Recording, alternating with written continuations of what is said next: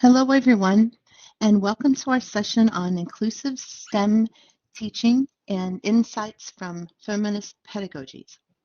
And my name is Dr. Yvonne Johnson. My pronouns are she, her, and my co-facilitator is Dr. Lynn Nguyen, and her pronouns are she, her. Can everyone hear us? Can you just raise your hand or engage your microphone? Okay. Yes, we can hear you great. Okay, great. Okay, thank you. And to get the conversation started, we always begin with introductions, and you can either engage your microphone and share your name, your discipline, how you're doing today, or you can type in the chat. We have multiple ways to communicate, so either one is fine. Does someone want to share their introduction? I can go first. Okay, go ahead. I'm Brandon Perez. I'm in the Department of Special and Early Education. I teach mostly in the master's program for behavior analysis.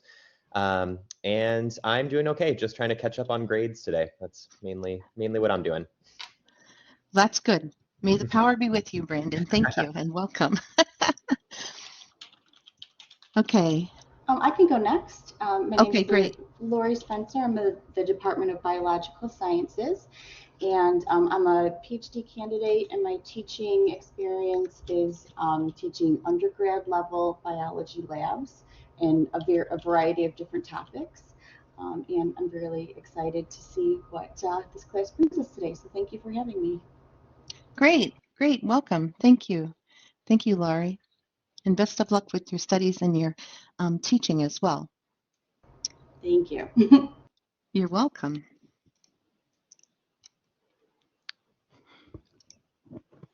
I can go next. Okay, great. I'm Lynn Nguyen, and my training is in chemistry. So I had a PhD in computational chemistry in 2013. I spent over a decade teaching chemistry in higher education at various institutions.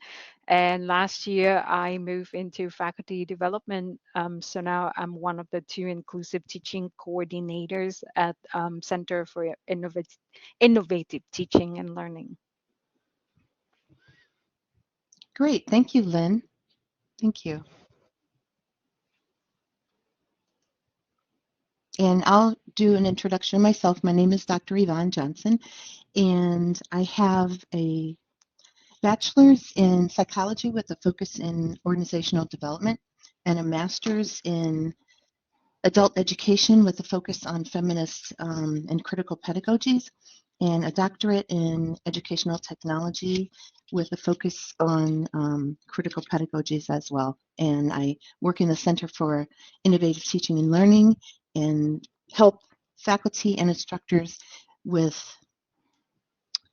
inclusiveness and effectiveness integration of technology and andragogical pedagogical practices in their teaching.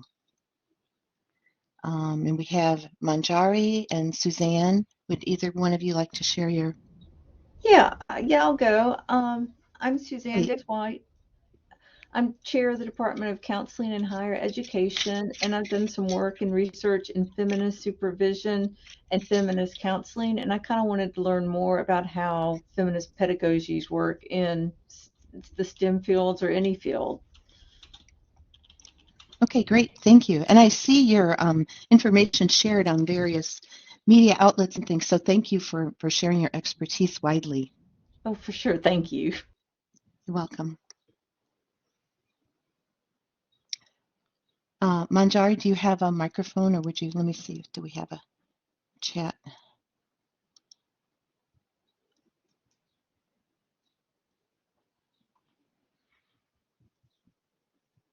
Okay, well, we'll go ahead, because some people have different types of technology access. Okay, great. Well, thank you all for sharing your backgrounds. It provides a strong foundation for us to share interdisciplinary perspectives and our unique perspectives based upon our own personal and professional background. So thank you all and welcome to our session today. Okay, that's fine. That's fine. We understand. Thank you, Suzanne. Our learning objectives today are we're going to be identifying basic principles of feminist pedagogies, looking at the connections between our identities, privileges, and biases in traditional scientific models and theories, and consider ways that we can apply feminist pedagogies in the STEM fields. That's okay, Manjari, you can use the chat. That's great. Thank you. Looking at how we can apply feminist pedagogies in the STEM fields to promote that collaborative and inclusive learning and teaching so that we can have strong student outcomes. And then at the close of this, we will talk about how you can set up goals for how you might integrate some of these inclusive practices in your teaching and how you might look at that beyond higher education. Okay, go ahead, Lynn. Thank you, Yvonne. So in this workshop, here are some community guidelines that we're going to adhere to. The first one is respect the confidentiality. Story stay and lesson leave. So the story is shared by us, the presenter, and you, the participants, stay in the session. However, we hope that you do take away the lesson insights and reflect on for yourself and for others. The number two, feel free to pass on any discussion. So we, if you don't feel comfortable participating, then you can pass on. At the same time, I want to remind you that discomfort is sometimes necessary for growth and improvement. And third one is acknowledge the impact and the difference between impact and intent. So we assume everybody speak and share with the best intention. At the same time, acknowledging the impact sometimes can be negative on people who hear them. And the last one, I honor. So in this space, we honor the diverse perspective and opinions, especially those who were historically silent in higher education and in the US culture. So I want to ask if we all could agree to this guideline. If there's anything that you would like to add, please put it in the chat. If you have any objection, please raise your hand. All right, so I will wait a few seconds, and assuming if no hand raised, nothing in the chat, then we can move on and agree to follow these community guidelines. So the first learning objective that we hope we can discuss together today is identify the basic principle of feminist pedagogies. So I give you two quotes here. One is from a philosopher and educator, Paulo. He famously described knowledge as a gift bestowed on those who consider themselves knowledgeable upon those whom they consider to know nothing. So in this way of thinking, teaching and learning is a one-way process in which teacher deposit information, content knowledge, and students just receive static information. Now, feminist pedagogy in general, in their rejection of traditional view of teaching and learning as a one-way process, they emphasize inclusivity. They recognize that knowledge is socially produced and view teaching and learning as a more complex and social process involving interaction, collaboration, and negotiation. Feminist pedagogy strive to include students in knowledge community rather than placing them outside of that. So student and teacher ideally learn with and form one another, co-constructing knowledge, both co-constructing knowledge together. And in my research for this workshop, I find a little interesting historical context. And Suzanne, please come correct me if I'm wrong here. But I found that in 1970, there's a professor at Harvard, William Perry. He conducted a 15-year study of the intellectual and cognitive development of undergraduate students. And he published a book named Form of Intellectual and Ethical Development in College Years, a Scheme. So Williams' model of intellectual development is a widely recognized study that explored the cognitive development of college-age students, and the model is brilliant. However, it's essential to note that his model was based on a sample of 100 Harvard men. So that a lot of other people that were not included in this model.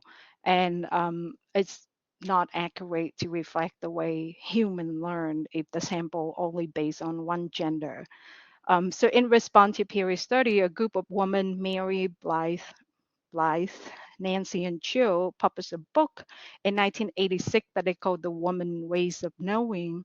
So this study found that while women value academic work traditionally associated with masculine and rational disciplines, they also value experiences outside academia, so the social identity and relationship that those social identity bring. So recognizing diverse experiences in feminist pedagogy is crucial as it makes individuals feel understood and respected for their unique perspective and contribution. So why I appreciate the historical context of the word feminist, I think that to my understanding, feminist pedagogy should be recognized as a way of learning as wholesome human being with social identities and a privilege they grant or limit. So with that said, the basic principle of feminist pedagogies are listed here.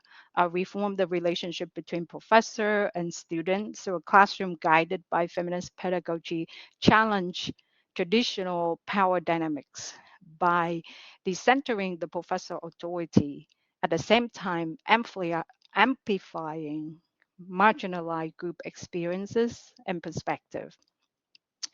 Second one, empowerment. Feminist pedagogy aim to empower students by encouraging them to think critically, question assumption, and actively participate in their own learning. So in the role of professor, um, we should facilitate a democratic process with some shared power in the classroom. So we can provide opportunity for students to self-reflect, voice their opinion, and take ownership of their education journey. That would be great. This approach would cultivate a sense of agency and self-efficacy, enable students to become confident and engaged learner. The third one, I build community. So feminist pedagogy encourage collaborative and interactive learning where students engage in discussion, problem solving, and knowledge sharing. This approach foster a sense of community and share responsibility for learning, breaking down the tradition hierarchy between professor and student. So one thing that I did in my introductory large enrollment classroom chemistry is to create opportunity for peer-to-peer learning. I use a lot of think, pair, share. Sometimes I use group project. So these things can allow students to learn from and support one another and build a community. The last three bullet point can go together. So when you privileging marginalized voices, um, you in feminist pedagogy, they recognize the value and importance of lived experiences of students from marginalized communities such as women, racial, ethnic minority, LGBTQ plus individual, and those with disabilities and neurodiversity. So this bullet point number 4 and number 5, respect diverse experiences and challenge traditional view. I think all three of these can go together if we recognize and validate the diverse experiences, identities, and perspective of students. particularly of those from the marginalized community, we should make a conscious effort to incorporate content, example, approaches that reflect the diversity of the student population when we can, and challenge the dominant narrative. As professor, we can also encourage students to critically examine, question assumption, biases, and the power structure embedded in curriculum, teaching material, institutional structure, and academic discourses. This process empowers marginalized students to reclaim their narrative, engage in critical analysis, and contribute to the knowledge production. So now is the fun part. Let's try to analyze the connection between how identity privilege and bias in traditional scientific theory and model. And before we get to the activity where I will ask you to write down your definition of identity and privilege, and then identify some bias you see in traditional theory, model, or method, I want to show you a little stat from the traffic inquiry prevention. So female driver um, uh, and right front passenger are approximately 17% more likely to be killed in a car crash than a male occupant of the same age. And then on the right side, you're going to see that any seatbelt wearing female vehicle occupant have a 73% greater odds of being seriously injured in a frontal car crash than the odds of the seatbelt wearing male occupants of the same kind of car crash. So does anyone want to make a guess? Why do you think this might be the case? And are you shocked first? Are you surprised to see this stat? Did you know? Or you have no idea? I feel like I've heard somewhere that related to car crashes that all models and like with seatbelt models and things like that are all based on males. Like all of the safety criteria are based on males sitting in the seats rather than females. Is that on the right line? Yes. Yes, you are absolutely right. So up until today, the National Highway Traffic Safety Administration and the Insurance Institute for Highway Safety. So at the federal level, we do not require company to do crash tests that use a female dummy. Like we don't have any rule or regulation that require the company who make car and to do their crash test on a female dummy. So they not required to do it. Some company do use a dummy model that they just use lighter weight, and they say that it's passed for a female anatomy and structure. So lighter weight doesn't account for like the extra breast tissue or the different kind of flexibility in the spine. And so because of this oversight, women generally suffer more in car crash because of this. And this is 2024, and we still haven't changed the law. There's a bill that being introduced at the federal level, but it has not passed yet. So yeah, I was shocked when I find that out. But so now, with that being said, I want to use the next 2 minutes for you to just 1 minute to think about what you think identity and privilege, and then maybe type down 1 or 2 biases that you see in your discipline about how these bias exist in your discipline, in traditional theory, model, method. So we're gonna wait. Oh, and if you don't want to type, you can only unmute and speak as well.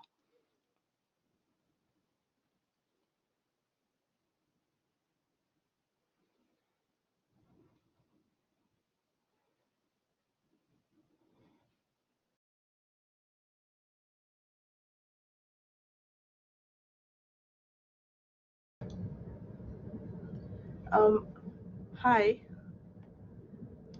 Please go ahead. Yeah, so I have a question.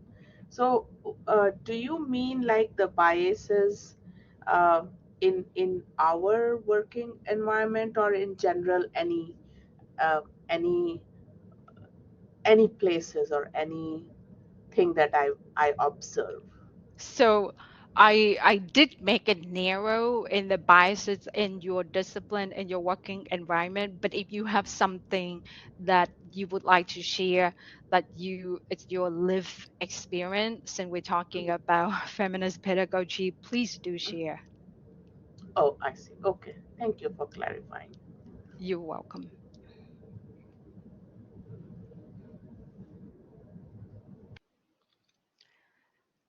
So Brandon wrote, I work with individual with disability and very often see bias, ableism, and sometimes individual with disability are held to a different, sometimes more stringent or strict standard than their typical developing peers.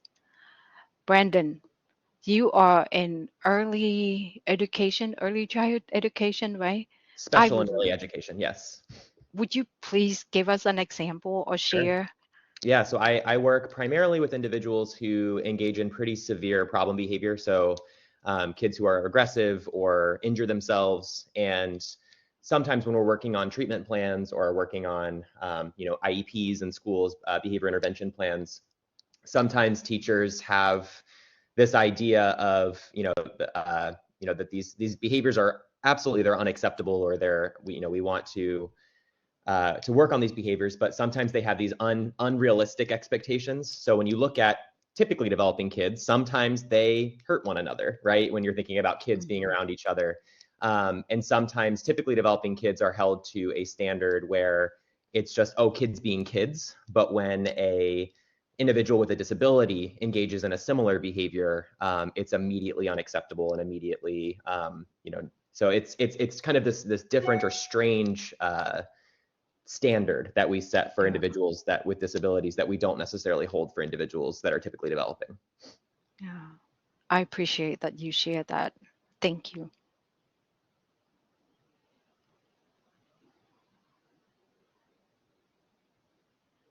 Okay. Anybody else? If you still typing, we can go back to the chat when you're done typing. So I'm going to move forward to the next slide, but we will revisit if you put something in the chat. So in this slide, identity. The term social identity is like the social category that represent how a person or group understand themselves. And so, for example, I identify myself as a person of color, a first generation immigrant, a non-native English speaker. You probably noticed by now there's some word I couldn't pronounce right. And sometimes, I mean, I still have an accent that I have to be very mindful about. Um, Now, those social identity can grant or limited our privilege. So privilege is a group of unearned rights. And these unearned rights could be cultural, legal, social, institutional. Um, and Brandon just mentioned one of the privilege that we able body have that the disabled body or neurodiversity people may not have. So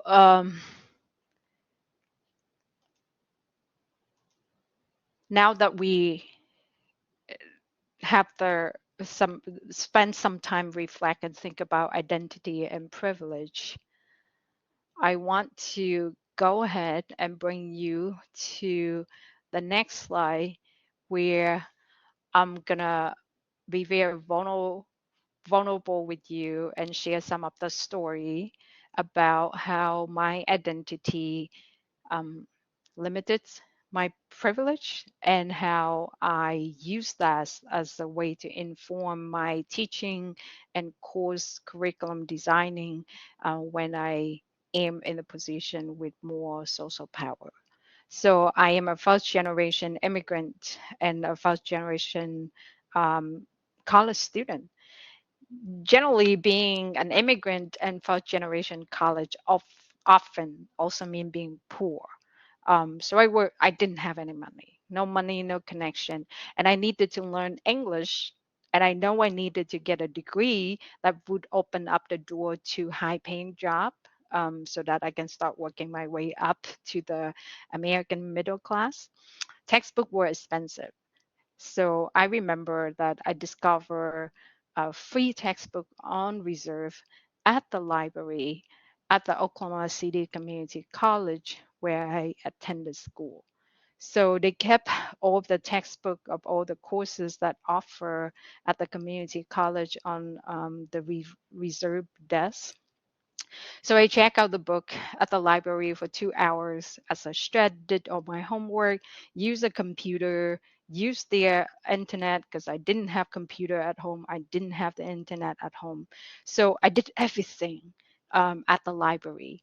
So that's helped me earn my associate degree, and then eventually bachelor degree, transfer, get a bachelor degree, transfer, apply to graduate school, get a PhD, and then become a visiting assistant at NIU. So because of my experience, I have always put my textbook on reserve at the library. And I tell my student about the story of how I didn't have money to buy a textbook and I have to use a textbook at the library to study. So it was my identity and the privilege that I didn't have. And then the privilege that I do have, that's where having a great library, it's informed the way I teach my course, right? And one thing I did was I put my textbook on reserve at the library and talk to students about how it's okay, it's normal to some of us to struggle to buy textbook and we have to use textbook at the library. But it's okay too. I make it and they have the chance, the opportunity to make it too. Another experience that I could share quickly too is as an immigrant who learned English as an adult and still speak English with an accent. Every semester, it didn't matter where I taught, whether I taught undergraduate or graduate level courses, I often receive a complaint or two about my accent. And so after about 6 years of teaching in higher education, I got tired of these comments because I don't feel like it's very productive for me. I'm doing my best and I continue to work on my English daily. So I decided to do something different. I acknowledged my accent. At the beginning of the semester, I told my student my immigration story of challenges, hard work, and determination. I told them about how I struggled to learn English as an adult, and and I tell them that they should ask me for clarification when they don't understand my accented English. I tell them to not let me get away with it. If I couldn't pronounce it, make me write it down. So when I start embrace my immigration story and my accented English, I stopped receiving the student comment about my accent, and to my surprise, many students started sharing their immigration story or their parents or grandparents' immigration story. And sometimes they share with me in private conversations, sometimes they share with me in an email, and sometimes they so proudly share their story with the whole class. So I think when I share my story, of being an immigrant, being a first generation college graduate, I inspire my students to embrace who they are, value their heritage and experiences, and I create a space where they feel safe and belong. And I give them the confidence to succeed in my class and in their educational journey. And they come back and tell me those stories about how they feel more confident navigating NIU because they were in my class in their freshman year. So before I hand off the next part, where Yvonne gonna talk to you more about how to apply feminist pedagogy in STEM, I want you to pause for a second and ask if anybody have any questions. All right, so Yvonne, please take it away. Thank you, Lynn. Thank you so much for sharing your examples of your identity and how those personal and professional experiences inform your teaching. It really is inspirational. So you really are inspirational. So thank you very much. And building upon what Lynn said, we'll consider challenging traditional narratives and addressing historical underrepresentation. That's something that you can do when you're applying feminist pedagogies in STEM. Thinking about ways to do that, professors can encourage students to critically examine and question their assumptions and biases and power structures that are embedded in the curriculum and the teaching materials and the academic conversations and discourses. And one of the things that I do in my class, I teach a doctoral level research class, and it's a qualitative research class. We're talking about your personal experiences and philosophies and how those impact your research and your decisions that you make in life.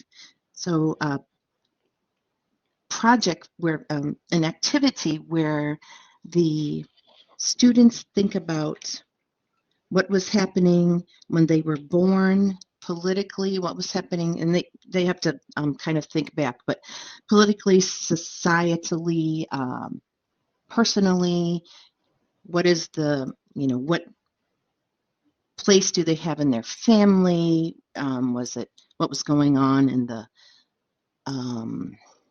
dynamics of the market? I've had students say that they've only lived when there's been a recession. They said there's always been a war their entire lives. And so these things impact your assumptions and your philosophies. And so thinking about that and challenging, questioning assumptions in the curriculum is really important. And the process empowers students that have been historically marginalized and helps them to reclaim their narratives and helps to show the value of their ways of knowing and how they can contribute and build and construct knowledge with the learning community. And we'll talk a little bit more about that as we move along, but we want to make sure that everyone feels that there is a safe space for them in this learning community. And Lynn had talked about in the beginning our community guidelines, and that's a great example of how you can set up your class and say, this is a space where we're going to create, a safe environment and encourage you to share what you're comfortable with, or pass if you're uncomfortable with that. But it shows that their voices are valued and important in contributing to the knowledge production. And so we need to transform that relationship between the professors and the students. And like Lynn said, when Pablo Freire was talking about the banking system of where the professor deposits the knowledge in the students, that's not the way we want to have education, is what he was saying. And then we want to co-construct and value students' voices. So a classroom that's guided by feminist pedagogies challenges the power dynamics by decentering the professor's authority and amplifies those marginalized groups' experiences and values them. And Lynn did a wonderful job of showing some examples of how her life has impacted her decisions with teaching. And Lynn, one of the things you were talking about was putting the textbook on reserve, and it made me so happy to think about our movement at NIU to have more open educational resources so that we can, have textbooks on reserve and have other open educational resources that are not going to be a deterrent or hindrance to students because they can't afford the content for the classes. And when professors actively incorporate these narratives and stories of the marginalized groups in the curriculum, then and throughout the discussions, then you're showing the different perspectives in the STEM disciplines. Bring in examples of people like Lynn. She's been teaching chemistry for a long time, and she has perspectives from a historically marginalized group, and bring in other perspectives and examples, and then the student can see, oh, well, these people are successful. She has a PhD. That's terrific. So it helps to build their confidence and helps them to see that they can be successful too. And she talks about her hard work, and that's all important. But so it allows for a more comprehensive understanding of the subject matter, and there's going to be some nuanced discussions, and it's exciting to hear what students will share when they feel that their voice is valued. That's when you really get that rich discussion. Okay, thank you. In the conversations, and you get those unique perspectives and those powerful moments. Students remember them. And Sarah Kavanaugh did some research on the impact of emotions in learning, and when they really feel connected to those discussions and there's something that they emotionally connect with, they're going to learn it, remember it more. So we're moving past that dominant narrative and bringing in those different voices that had historically been marginalized, and bringing in the different preferences for gender and sex in biology classes. You might talk about that. So there's a lot of different ways that we can bring in the students' narratives. And when we're talking about deconstructing power, you can think about education. What's the purpose of education? And that's something that you talk about when we have one of my degrees was in education. So we talk about, what's the purpose of education? And people have different perspectives. And so the feminist perspectives are, you're trying to bring in all of those voices and build toward a collective liberation and creating a space where people feel freer to share their knowledge and they feel that their perspectives are valued. And Lynn talked about the different identities that are associated with power. That is, maybe you have a privilege because of your race, or you have a privilege because of your gender, or whatever your basis for that privilege is.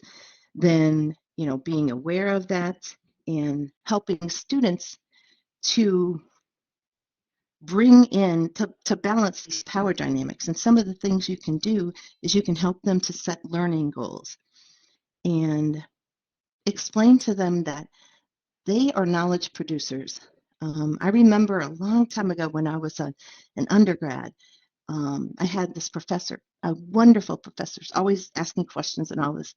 And I was tired one day. I think I was maybe a sophomore. And I said, I don't know. You're the professor. I don't know. And then he was trying to balance that power. And it's so interesting thinking back on that. It was one of those moments where, he was showing us that our knowledge is valuable and please share it. And students can can lead the class discussions. So you might break up the different topics and have them lead different discussions.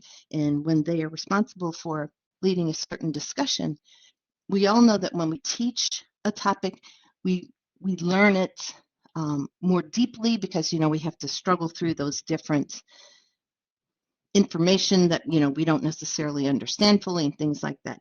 So you could have certain times when the students lead the class sessions, and that's showing that they are co-constructors of knowledge. They are capable of leading a discussion, and that instructors are members of that classroom community. They're not always just standing up at the front depositing information into the students' brains, which relates to that Pablo Freire comment. And so we want to acknowledge that the classroom was historically rooted within systems of power and we want to empower students by encouraging those instructor-student conversations, discussions, and student-to-student collaborations, because we're trying to build a learning community where everybody is engaged. And we can structure the course to support and encourage students to set learning goals. And one of the things that I do is I'll have them set learning goals at the beginning of the class. And then they can sometimes they bring in information that relates to that learning goal. Actively have them producing knowledge about those goals, about that topic, and acknowledging that their students and instructor are co-creators of knowledge. Another way that we can apply the feminist pedagogies is thinking about intersectionality and reflection. And Lynn gave an outstanding example of how instructors acknowledge their own unique intersectional identities. And there's an activity where you can have students create a simple chart with circles on it, and they put their age and they put their race and they put their gender and all these different things, and then they can see how these different things connect. It's like that bubble diagram that Lynn showed. We'll have the students create one of those, and then they can see how different parts of their own identity connect intersectionally and how that influences their own power. And reflecting upon that social, political, and economic conditions that shape instructor and students' perspectives. And as I said, one of the activities I have students do is to think about what happened in their life and, why is this part of their personal and professional philosophy of life, and why are they so passionate about that? And that they stop and reflect. They can go back to things that happened in their lives and see why those incidents shaped their perspectives and philosophies, and why other people may not have that similar situation. And I was doing an activity one time where we were using graham crackers, and it was some kind of an educational theory activity where we were supposed to demonstrate this theory. And so I used graham crackers and icing and some different things. And one of the students, I was a student in the class, and one of my colleagues' students was very uncomfortable with this exercise. And I asked the student afterwards, and the student said, well, I was, when I was a child, we had a famine. And so he said, this was a very uncomfortable activity for me because he said they would not waste one grain of rice. So he said for him, using these graham crackers and icing and things to create this example of this educational philosophy, it was very uncomfortable for him. So that was one of those moments, an eye-opener moments for me, as I would have never thought of that. I really appreciated that he shared that with me. So showing how we can all learn all the time. And then use reflective writing activities. And I do this a lot. You can do this with really, I do it with almost every assignment and activity that I have in class. Some of them will be shorter reflections than others, but I'll connect them to some simple questions, connect them to the learning goals, and if have the students discover the information for themselves and the answers, and that shows them that they can discover answers themselves. They don't always have to go to the professor for it as the font of knowledge, and it helps them to become more engaged in the learning process and helps to build their intellectual growth, and their producing knowledge, and it helps to have deeper understandings of the discussions and content that we're reviewing. And another aspect of this that you can build upon that relates to feminist pedagogies is trying to build a learning community. And a learning community does not just automatically develop. You need to be strategic about and intentional about these different ways that you engage with the students and helping them to engage with each other. And one of the first things you do is co-create community guidelines, which is what Lynn did at the beginning of the session. She had some community guidelines and then asked for input. And when you ask for the input and the students co-create those community guidelines, they are more invested in the community. They feel valued because their perspective was used in development of these guidelines. And then use active learning techniques to engage in discussion. So, listening techniques are different ways that you can employ listening techniques and affirm students' responses and respond with asking questions. So if they have a response that's not as fully developed, then you can ask some probing questions to get more information and details, but affirm, yes, we appreciate you sharing that, and want you to, can you please expand upon this aspect or this aspect of it? So there's an exchange of ideas, and they're building knowledge and skills and training together. And you can do this at different levels of complexity to move them along that learning continuum from the foundational knowledge to the more complex knowledge, and do this by focusing on different complexities and difficulties of tasks,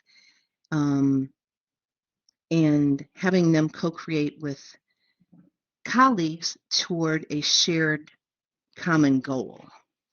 So those are different parts of a learning community. We have some workshops that focus only on learning communities, so they get more in depth in that.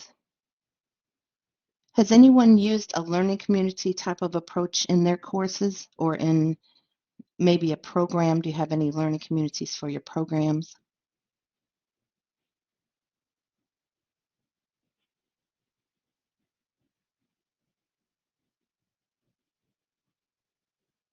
Okay, thanks. Okay, and then integrating interdisciplinary and real-world approaches is really important. It helps the students to see how the different disciplines interact, how they build upon each other, how they connect, and how what they're learning is going to apply to the real world. And so we value, the feminist pedagogies values those lived experiences. And so then you're looking at, okay, how can these different activities that we're doing in class, how does that apply to the real world and these other lived experiences? And we want to build connections beyond just one discipline. And tomorrow, our Center for Innovative Teaching and Learning is having a curricular grant celebration where we, several professors earned grants where they were addressing this interdisciplinary type of working at NIU. So we're having a celebration to talk about how that went tomorrow. And asking students to connect their experiences and knowledge in the real world outside of the classroom helps them to see that there is application for this, and they can see that it's worth the time to invest in this because they can see the the impact of these different activities that you're having in class. And also what I do is I'll ask the students to come up with their own examples of how what you're doing in class applies to the real world, and it's going to apply to their lived experiences. And when they discover those for themselves, then they say, oh, you know what, that really is important. And, my lived experience are valuable, and then this is going to be applicable to my life as well.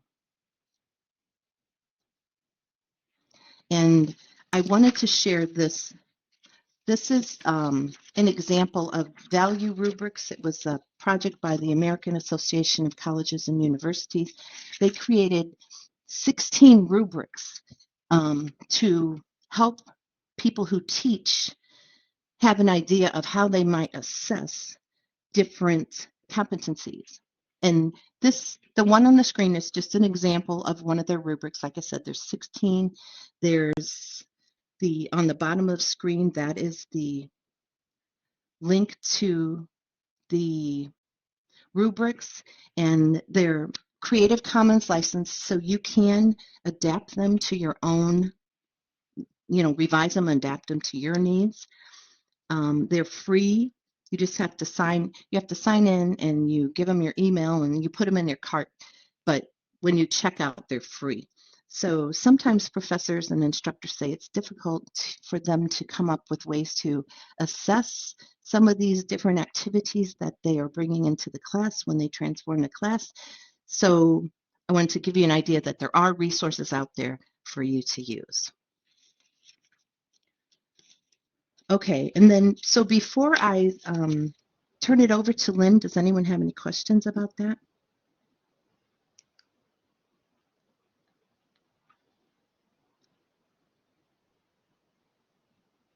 Okay, thank you. Thank you, Yvonne. So now we at the last part where we will make some suggestion and give you some examples so that you can think about crafting your own action plan to apply the feminist pedagogies in your teaching practices to encourage critical thinking about the societal impact of the STEM field. So this slide have a lot of information, and we will send you a copy of the slide deck in the follow-up email. But I want to give you a couple example how I integrate the societal impact discussion into my general chemistry course. So for example, when I teach my chemistry student about solution, it's a homogeneous mixture of one or more solid in solvent, and then I have to teach them how to calculate the concentration of different solution. I use the case study of Flint, Michigan water. Um, so I hope everybody here is familiar with Flint, Michigan water. Um, and that is in the early 2013 to save money. Flint City Council elected official, they decided to change the source of the city water.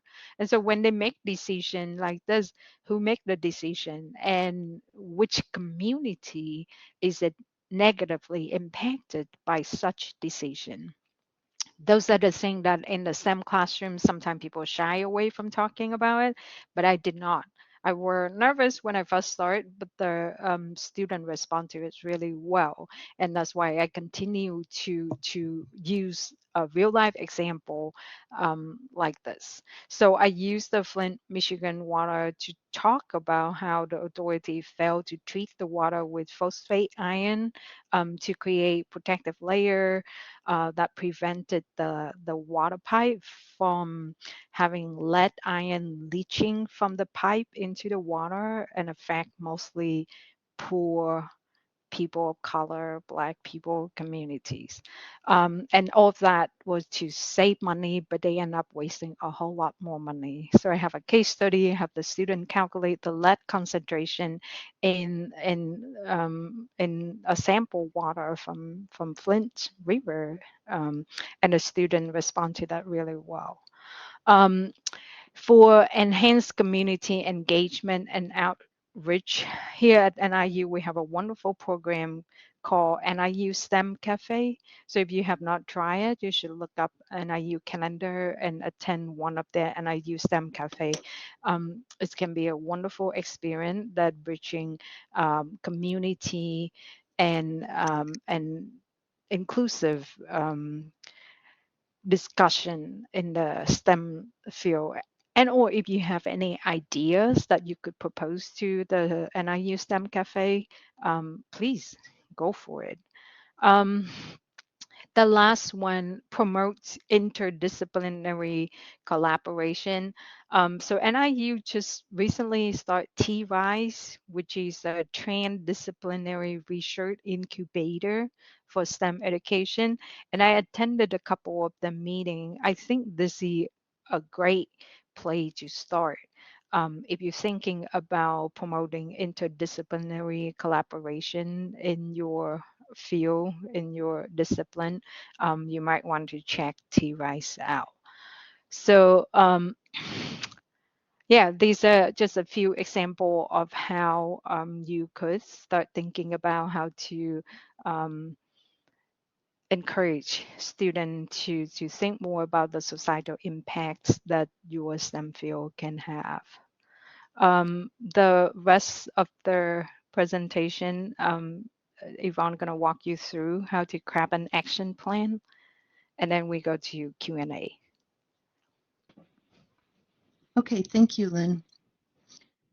I selected the SMART goals as a way that you could create an action plan because it's something that is simple to use. So you specific, measurable, attainable, relevant, and time-based. So if you decide that you want to set up an action plan and think about these and select an inclusive teaching practice or some way that you can impact society with these concepts and approaches that we've been talking about, then select a specific goal that's narrow and that you can measure, and that's realistic and attainable and relevant and time-based. Has anyone used the SMART goals for their classrooms before?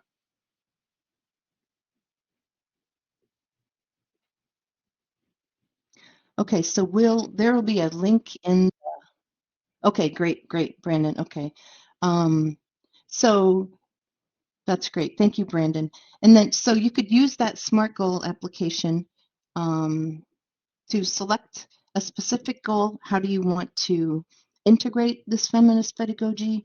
How are you going to measure it and make this attainable? You want something that is manageable, that's relevant to your goal, and then time-based. And so I would say start small, and then you can, test it out, try out how you incorporated this specific goal, and then see how that went with attaining it. Was it relevant? How long did it take? You set up your timeline, and then you can continue to expand from there.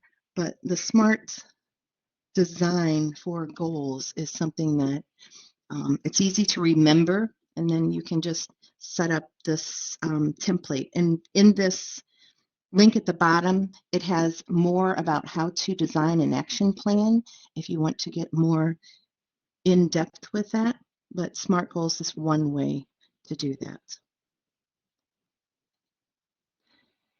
And to wrap it up, we wanted to have you just think about reflecting on your identities and privileges or lack of those, and how they inform your teaching pedagogies, and how you will challenge the dominant narratives and practices in your field to ensure that diverse students have an equitable opportunity to learn. So just, take a moment to think about that. And if anyone wants to share some last comments, we would be happy to hear them.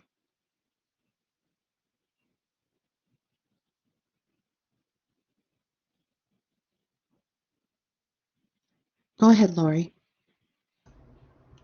Hi there. Thank you. I actually had a question. I was just wondering if, specifically in the realm of, you know, sciences and teaching, are there any like books that you could suggest that maybe delve into this topic, because it's something that I've recognized is so important. And but I guess as I'm still kind of in training myself, that I'm looking for maybe some more like tangible examples of teachers who have maybe taken some biology courses and actually converted them into environments which aren't just kind of that like top down, I know everything, I'm teaching you, and kind of that's the end of the story. And I mean, I find even for myself it's hard to break out of that mold sometimes, where students come in and they maybe don't have background on the subject, so it gets a little bit more challenging to get them to participate in the work that we're doing. So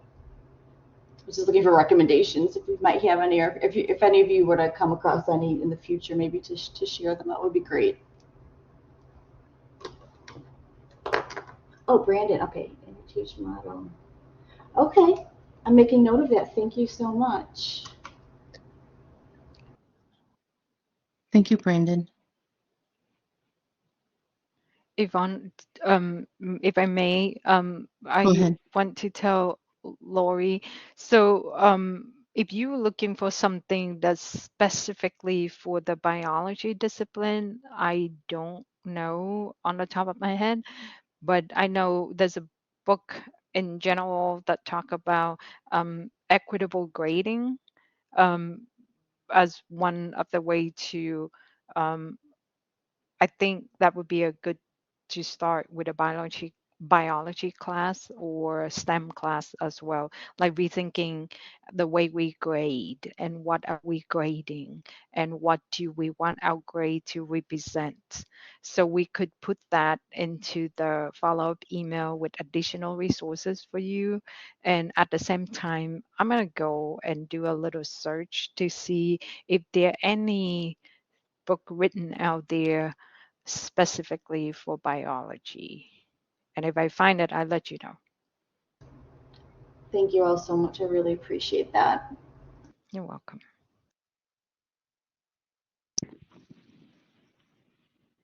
Thank you, Lynn.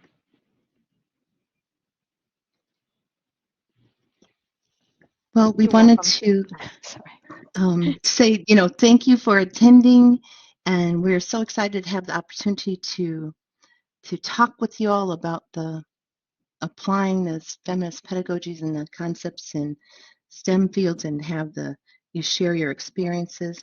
And like Lynn said, we'll put some more resources in the follow-up email, and you'll get a link to the recording. So are there any final thoughts before we close out?